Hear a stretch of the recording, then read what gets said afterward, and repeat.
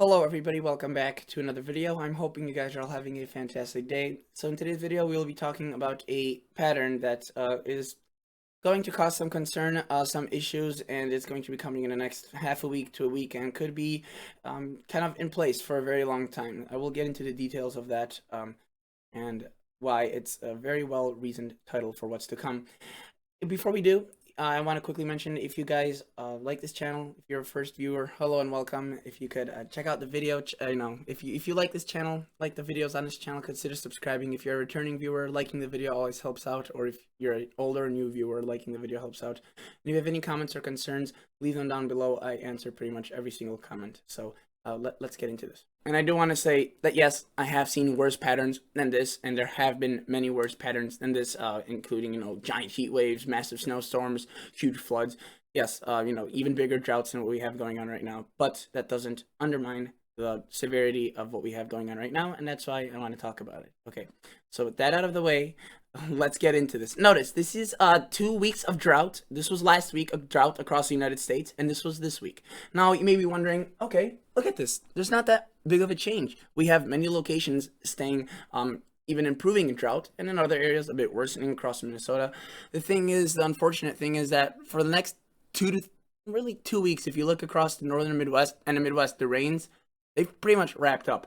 So what you saw the last few days, that's the rain that's going to occur for really the next 1 to 2 weeks, as a really dry and hot pattern will start taking control. So, yes, at least it didn't get worse for now, but with little to no rain on the way, a lot of this drought hasn't gotten that much better. Notice, look at the plains. They're still stuck in this, and again, this was made today, so already factored in the rain that fell yesterday across Wisconsin, Minnesota, Iowa.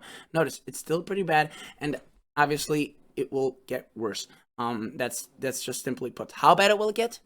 It's tough to say, but I will show you the pattern, and hopefully you can make some precautions if you're a gardener or whatnot. I know I have many people that garden.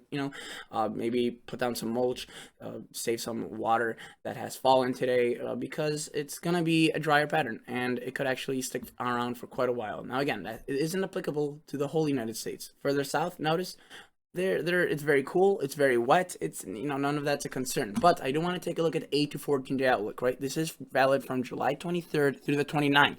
So the 8 to 14 is, what will they look like? Notice a few spots of cool weather, mainly towards the south into Texas, Louisiana, and the Northeast. But look at that, very confident, the Climate Prediction Center, that it's going to be very warm across the upper plains, where actually the drought is getting worse and most likely will get worse based on looking at that. Now, how about precip wise?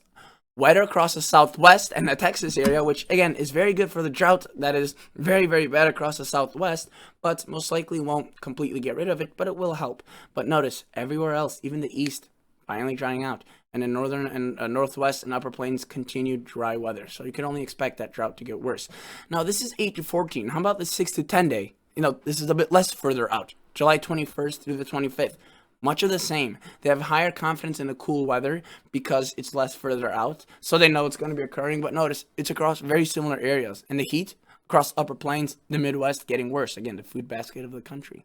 Now, in terms of precipitation, look at that. Very, very, very dry. Obviously, there will be some rain, at least hopefully, but they're pretty confident. 50%, that's pretty good. But look at that. Potentially very wet across the southwest and into the south. So that's good news for the West. But again, I do want to say, not always are these forecasts accurate. And the thing that I'm saying right here is, my area for the past 2 to 3 days, we're supposed to get around 1 to 2, 3 inches, but we got 1/10 of an inch, right? So it definitely did not really prove out the rain that happened. It did rain in Wisconsin, Iowa, but what I'm trying to say is they were confident in the rain, and it never really happened. While it will be rainy here, it doesn't mean every single place will get rain. Some areas may get way more, some areas may get way less, or overall it may be a bust and not many areas will get rain, or it may be a lot of rain. And, that's bad news if it comes to rain that could come, but it's also good news for the drought. Their inaccuracy and inaccuracy with weather, it means that it may not be as dry as what they're saying it will be. It may be a bit wetter, but this is what they're predicting right now, and honestly, based on what I'm seeing, I would say that that's pretty accurate. This is the July outlook, for August. Notice mostly heat across the north, a bit cooler towards the south, and a bit drier. Again, smaller areas for the precip because it's really hard to predict precip for a month out. Now, let me take a look at this, or let's take a look at this. So this is the GFS model, right? We saw a lot of rain, and I was looking at the 72-hour rainfall graphic, and there's places in Wisconsin and Iowa that saw a ton of rain. And you may be wondering, what dry pattern are you talking about? Well, again, you know, there are many areas like my area, just a few counties away from me, there was a ton of rain. In my area, there was nothing. But look, right here, while yes, someone reading this title living in Indiana or Ohio may be like, it's pretty wet here, nothing to concern about. Well, you know, it seems all rainbows and sunshine until you put yourself in someone else's shoes. Go into Minnesota, especially the upper plains, upper Minnesota. They're dealing with a really bad drought that's continuing, and it's intensifying, and they haven't seen any rain. And that isn't just one particular area I'm cherry picking. Look at all these areas: North Dakota, South Dakota, Montana, the Northwest, still the Southwest, even with the rain they've gotten. And yes, so if you're seeing, you know, no signs of concern, no drought, then consider yourself lucky, because I would say that by the time July is over and we're heading into August, this map will look, you know, the drought will continue to intensify and increase in coverage. Notice right there across Kansas, Nebraska, they added a lot of those yellow colors, abnormally dry. The Northeast, it stayed pretty dry, but look, New England, New Hampshire, right there, it's pretty dry up there. It did get better across Michigan into portions of Wisconsin and UP, but again, I think it's gonna expand in coverage of drought. Hopefully not to a, you know, historic level, but definitely to a concerning level. Again, warranting that this video's title is good. Because I'm talking about the reason I'm saying that, you know, it's all good until you put yourself into someone's shoes, because I got a few comments last time that were like, oh, it's all good here in my place, what are you talking about, there's no concern. And I was honestly a bit taken away that someone could just overlook that and not realize that the United States is made of 50 states, let alone many counties, right? And that person that commented that probably was in a area in the east that's very tiny, and even a few counties over, it could have been much drier. So again, you know, awareness, that's what's needed. And while your area may be lucky, others not so much. Let's take a look at the GFS and let's take a glance at this. Notice a lot of rain going on right now with the system. A lot of folks seeing rainfall, and that's good. You'll need that rain. Trust me. It will be pretty much no signs of it by the time the next 2 weeks is over. Some of you may be laughing at me saying I'm fear mongering or whatever, but I'll just show you the weather models and you'll make up your own decisions. So notice there's our cold front, right? Dropping quite a bit of rain again. It's tough to predict exactly where this will go, but notice across the Northeast, some rain into New England, and then it dry outs into the weekend. Now notice there are daily pop-up thunderstorm chances, but they aren't big. There aren't like this cold front, right? It's just a few hit or miss areas that see a bit of rain, and towards the south it will stay wetter in the southwest. But notice the north, the Great Lakes, the Northeast, the Northwest. As we push this into next week, right, July 20th, 21st, we do see a bit of rain across southern Canada. Look at that. North Dakota, Minnesota, very dry. The Great Lakes, very dry. We do see a few rain chances, again, notice, but even the areas that do see the rain, it's not going to be large amounts. This is looking maybe like an inch and a half, and with the heat that's going to be going on at this time simultaneously, you'll probably need around an inch and a half to keep up with the evaporation. That's the other thing. Notice southwest remaining pretty wet, and then we have a pretty large low pressure that could bring rain to the northeast, but the upper plains, the Great Lakes, you could see a few bouts of precip, and for someone that hasn't tracked the weather for a long time or hasn't looked at these maps, this may not look bad. You may be like, well, look, little bouts of rain right there. Again, it's really not that good. Track the large cities. Pick one location and look at it, right? Minneapolis, right there, getting missed out by that little batch. Detroit, Illinois, you know, Chicago. None of those cities really pick up decent amounts of rain. Few chances, maybe a few times a week, but they're not significant. And this map will really show it. Total accumulated precipitation. Notice, that is not a lot. Even the areas that do end up seeing some rain, it is well under an inch and a half, maybe across a few isolated counties. Towards the east and the south, again, you may be reading this forecast title and being like, well, Tennessee, how is this concerning? You know, we're seeing lots of rain here. It's perfectly normal. Again, you're lucky, and consider yourself lucky, because further to the north, it's been hot, it's going to be dry, and the rains are going to be meager. Now, towards the southwest, notice that's a good sign. That's improving across the areas that have the drought. But the northwest, many of these areas are getting plunged into a very, very bad drought. And look, pretty much nothing. No traces of rain. And again, even if an inch or 2 inches fall, that's not going to keep up with the evaporation that's going to be going on in that area across the next few weeks. And let me show you why. Let's take a look at the GEFS ensemble. So this is many models combined, and notice they show very similar things for the precip. From further south and east you go, higher chances. Further up here, the next 15 days, you know, this is a long timeline into the end of July. No, Iowa, Minnesota, Wisconsin, not picking up any location according to these ensembles more than an inch and a quarter, which is not that much, especially since they are already dry. They're not going from a flooded, scenario to a very dry. I mean, a few areas, obviously, yes, they are wet because of the rains we saw, but again, that's going to be long gone by the time this forecast takes place. So let's take a look at the long range models and take a look at what they're showing. So again, there won't be any extremes because this is many models combined. So one model shows cold, one model shows warm, and they average that out. But notice, right, cool across the Midwest for now, but notice, look at across southern Canada into northern United States, very warm. The West staying very warm, and then the cool air staying centered toward the east and the south. And as we track this forward, notice that the heat really continues to take charge. Again, we do have that cool weather, which is good, but that's across areas that have a lot of rain. So, it's kind of counterproductive, really. It doesn't really, or not counterproductive. It's just there, but they don't really need it. It would be nicer if it would be cool across areas that don't have the rain, let alone the areas that don't have the rain are dealing with very hot temperatures. That's a very strong anomaly for many models to show this far out.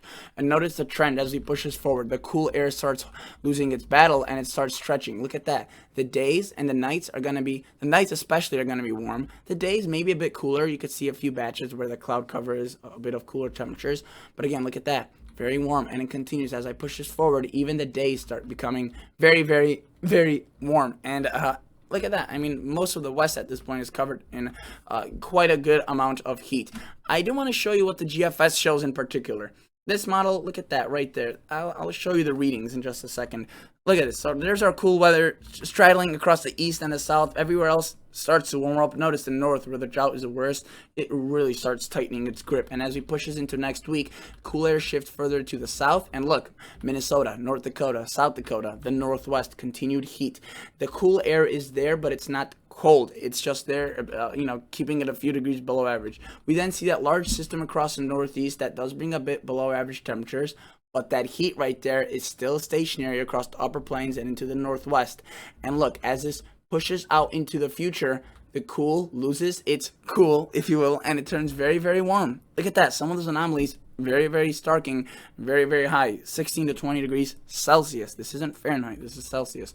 And notice that towards a very long range, GFS favors a all-out heat wave for a good portion of the country.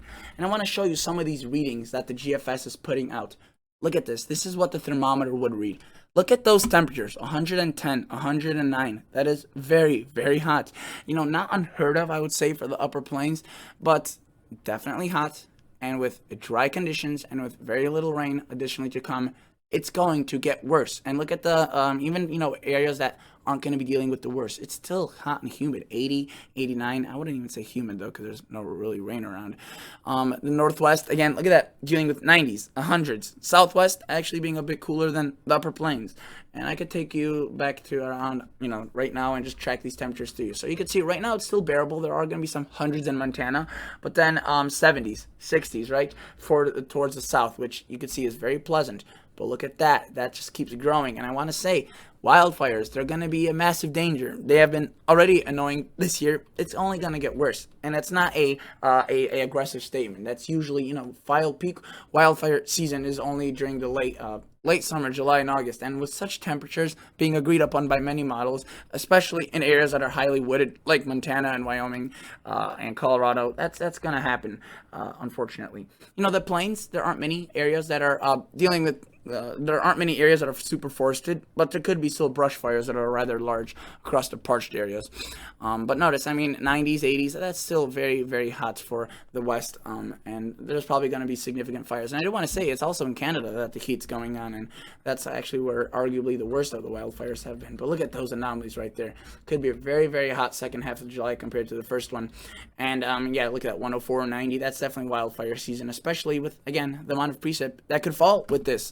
Pretty much nothing across the areas where the worst heat is. And if you were to take a look at the Canadian model, look at its precipitation outlook. Not even looking good for the south, let alone the north and the northwest. And in terms of its anomalies, it shows a very much similar thing. So let's start tracking by going into Thursdays, right? So this is Friday, this is tomorrow, this is Saturday, Sunday. Notice a bit of cool across the Midwest and east and south. That kind of continues to hold on, but look at the heat across the north, the northern plains. It's really, really hot. Notice, I think the Canadian is honestly, in my opinion, exaggerating some of that cool weather. I don't think it'll be that impressive across the east. Definitely will be felt across Texas into the New Mexico and Arizona area, cooler. But towards the east, I would argue that this is probably a bit overshowing that cool weather. But notice across southern Canada, the heat, and then look, it spills towards the south. And the Canadian only goes out to 240 hours, but it definitely shows that heat. And, you know, in many areas, it is much more aggressive than that blue, which is just a below average. Again, 2-meter temperature shaded. You click on this. This is the nighttime temperatures. During the day, obviously getting hot. It doesn't show those hundreds across the upper plains because like, GFS did that at over 380 or 300-ish, which the Canadian really doesn't go out that far. You may be also saying, okay, but 300 hours, that's super far out. Yes, that's true. That's why I'm not saying it's going to be 110 every day across the upper plains, as the GFS showed, but it's going to be getting warmer. And that's shown even as early as 100 hours out. Let's take a look at some other models. I want to take a look at the Pivotal Weather European model. This is a very, very good model. It does a very good job. It's very reasonable. And notice what it shows in terms of 2-meter temperature shaded. Right now, not too bad. Very hot across the west, but across the east, the plains, tolerable. But as we push this forward, there will be bouts of cool across the east with that low pressure and a bit of rain. But notice 90s, 80s, even some hundreds again across Montana. Not good. Very forested areas.